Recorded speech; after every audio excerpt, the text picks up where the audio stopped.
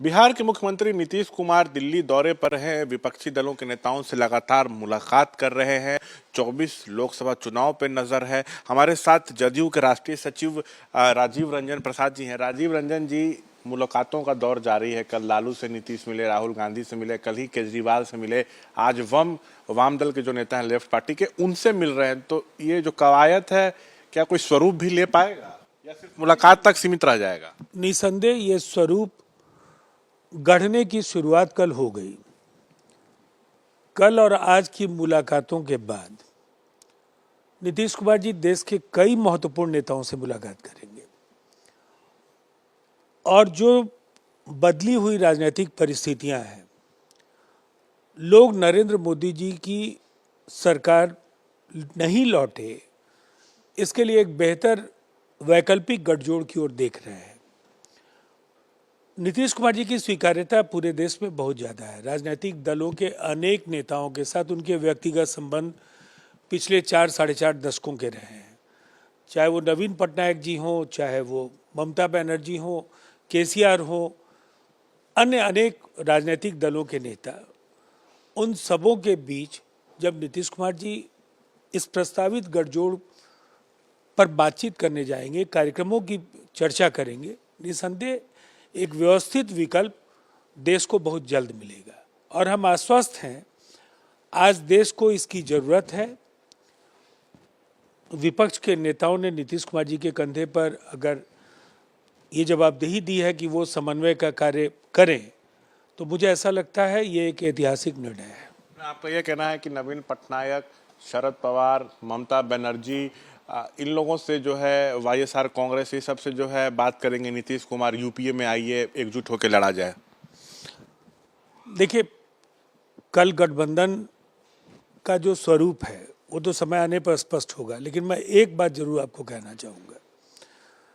एक तरफ भारतीय जनता पार्टी के साथ कोई महत्वपूर्ण दल जोड़ने के लिए तैयार नहीं है। उनके तमाम वैसे साथी उनको छोड़ चुके हैं जो दशकों के साथ उनके साथ रहे हैं। वहाँ विश्वास का संकट है और डूबती हुई नैया में कोई सवार नहीं होना चाहेगा। नीतीश कुमार जी की जो पहल है देश को प्रतीक्षा थी और ये एक बहुप्रतीक्षित जो हम कह सकते हैं कि दिशा में कल के निर्णय ने एक वातावरण बनाने का कार्य किया है। मैं आश्वस्त हूँ कि भारतीय जनता पार्टी का पूरे देश के कई हिस्सों में कोई प्रभाव नहीं है। उनके पास स्थानीय दलों का कोई साथ नहीं है। दूसरी तरफ विभिन्न विचारधाराओं के राजनीतिक दल अलग अलग क्षेत्रों में बेहद प्रभावकारी भूमिका का निर्वहन कर रहे हैं। अगर ये गठबंधन बनता है तो फिर भारतीय जनता पार्टी की केवल शिकस्त नहीं होगी, उनके लिए इस आंधी का सामना करना असंभव सा हो जाएगा। जैसे आप नीतीश कह रहे हैं कि कई विपक्षी दलों में उनके अच्छे संबंध हैं, वो उनको यूपीए में लाएंगे, कई नेताओं का, ज़्यादातर चीफ मिनिस्टर्स का आप नाम गिना रहे हैं, तो क्या आपको लगता है कि नीतीश को अगर यूपीए का संयोजक या कैंपेन कमेटी का अध्यक्ष बनाया जाए तो एक डेजिग्नेशन उनको मिल जाएगा और बेहतर तरीके से वो लामबंद कर पाएंगे विपक्षी दलों को यूपीए में? देखिए, विपक्ष के शीर्ष नेताओं के समझदारी पर कोई सवाल नहीं उठ सकता है। वो जो भी समय पर निर्णय लेना होगा लेंगे। मैं ये समझ सकता हूँ कि नीतीश कुमार जी ने पहले भी कोई इच्छा जाहिर नहीं की।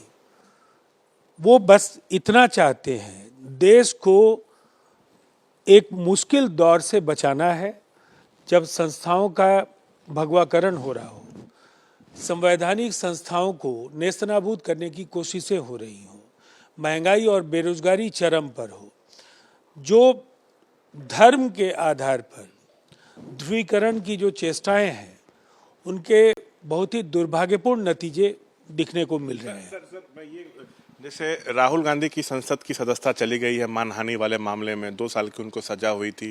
कांग्रेस कहती थी कि राहुल ही विपक्ष के पीएम कैंडिडेट होंगे, सारे विपक्ष राहुल के अंडर में नेतृत्व में काम करेंगे, लेकिन अब राहुल शायद पीएम न बन पाए क्योंकि सदस्यता चली गई है। तो आपको लगता है कि नीतीश की अहमियत बढ़ गई है और अब समय आ गया है कि नीतीश को पीएम कैंडिडेट आने वाले समय में घोषित किया जाए विपक्ष का, अगर मोदी को हराना है तो? उनमें काबिलियत है, नीतीश में काबिलियत है? देखिए, नीतीश कुमार जी के अंदर तो किसी भी पद को संभालने की क्षमता है, उनका बड़ा अनुभव है।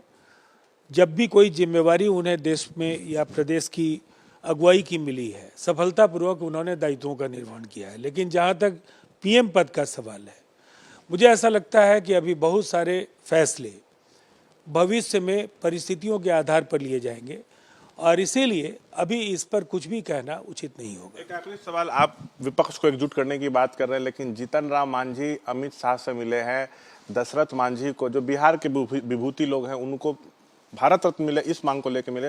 इनके आपको ये लग रहा है कि मांझी जी पलट भी सकते हैं, बीजेपी के साथ जा सकते हैं, क्योंकि ऐसी खबरें अब आने लगी हैं कि उनका अलायंस बीजेपी से हो सकता है। पूर्णिया रैली में जो महागठबंधन की रैली हुई थी उसमें नीतीश ने मंच पर कहा था कि मांझी पर कुछ लोग डोरे डाल रहा है। उसके बाद मुलाकात आज मांझी की अमित शाह से हुई है। देखिए, अटकलबाजियों पर कोई प्रतिक्रिया मैं व्यक्त नहीं करना चाहूँगा।